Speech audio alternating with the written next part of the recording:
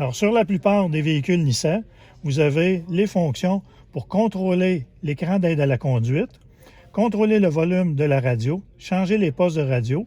Et ce bouton-là ici sert à revenir en arrière sur une des fonctions de l'écran aide à la conduite. De l'autre côté, vous avez les fonctions de commande vocale pour le téléphone et aussi le contrôle des commandes vocales peut servir pour contrôler la radio, la climatisation et aussi le Bluetooth. Les fonctions qui sont au-dessus ici, c'est les fonctions du cruise control.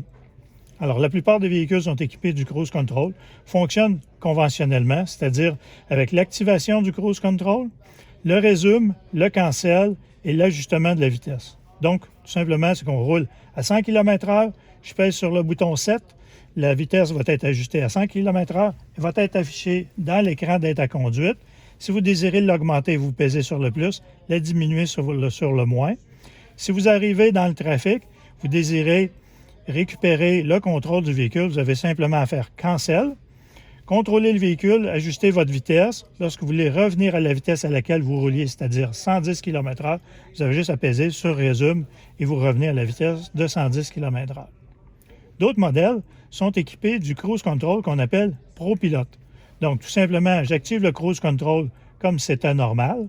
Et avec le cruise control ProPilot, je peux contrôler, si je le désire, la direction du véhicule. C'est-à-dire que le véhicule va se conduire tout seul. C'est-à-dire qu'à partir du moment où c'est que la caméra va être capable de faire une lecture des lignes blanches sur la route, il va afficher un volant lumineux, comme on le voit celui-là ici. Il va s'afficher en vert. Alors ici, il va être affiché en vert, ça veut dire qu'il est capable de lire les lignes et de se conduire tout seul, c'est-à-dire que le véhicule va prendre les courbes, c'est-à-dire le volant va se contrôler tout seul. Le système va fonctionner tant et aussi longtemps qu'il voit des lignes. Le système va fonctionner tant et aussi longtemps que vous avez gardé au moins une main sur le volant. Parce que ce qui est très important, c'est toujours de rester en mode contrôle de son véhicule. C'est bien qu'il se contrôle tout seul pour vous aider à réduire le stress et la fatigue de la conduite, mais par contre, vous devez toujours rester très attentif à la conduite quand même, parce que ce sont des systèmes qui ne sont pas à l'abri de toutes les possibilités qu'il peut y avoir sur la route. Dans les exemples que je peux donner, si, exemple, il y a du trafic, si, exemple, le véhicule qui est devant vous se tasse, puis que là, à ce moment-là, l'ordinateur ne détecte pas de véhicule ou ne détecte pas de ligne, bien, c'est sûr que le système va se désactiver et vous devrez conduire le véhicule.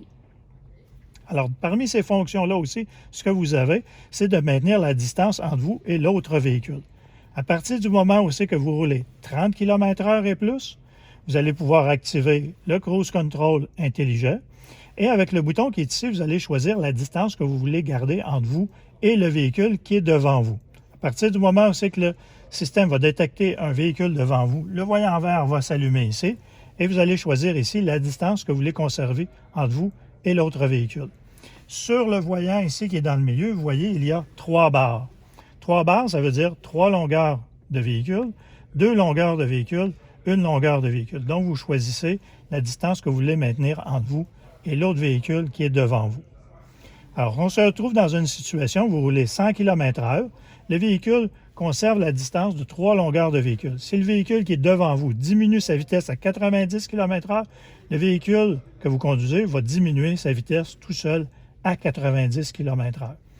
Il va diminuer cette vitesse-là jusqu'à 0 km/h. Une fois que vous êtes arrêté, le véhicule va s'arrêter tout seul, sans que vous ayez eu à toucher les freins ni faire de cancel. Pour, si on veut, continuer à rouler, si, exemple, le véhicule qui est devant vous avance, là, à ce moment-là, vous allez peser sur l'accélérateur jusqu'à une vitesse de 30 km/h. Vous allez relâcher l'accélérateur et il va résumer automatiquement la vitesse en suivant le véhicule qui est devant vous, 30 km/h et plus, jusqu'à temps qu'il ait atteint la vitesse que vous avez choisie de 110 km/h sans la dépasser. Toujours faire très attention, toujours rester très attentif, parce que si le véhicule qui est devant vous freine brusquement, vous devez quand même récupérer le contrôle du véhicule. Si vous utilisez cette fonction-là, dans une condition de trafic qui est quand même lourd, très pratique, ça vous permet de relaxer, de reposer et de diminuer votre stress de conduite. Par contre, vous devez toujours rester attentif. Je vous donne un exemple. Si le véhicule qui est devant vous roule à 100 km/h, vous avez ajusté votre vitesse à 110 km/h et il décide de sortir de l'autoroute et que le véhicule qui est devant lui est arrêté complètement, vous devez définitivement appliquer les freins parce que la distance qu'il va y avoir entre vous et la vitesse et le véhicule qui est arrêté va être beaucoup trop courte. Donc, il faut toujours quand même rester attentif.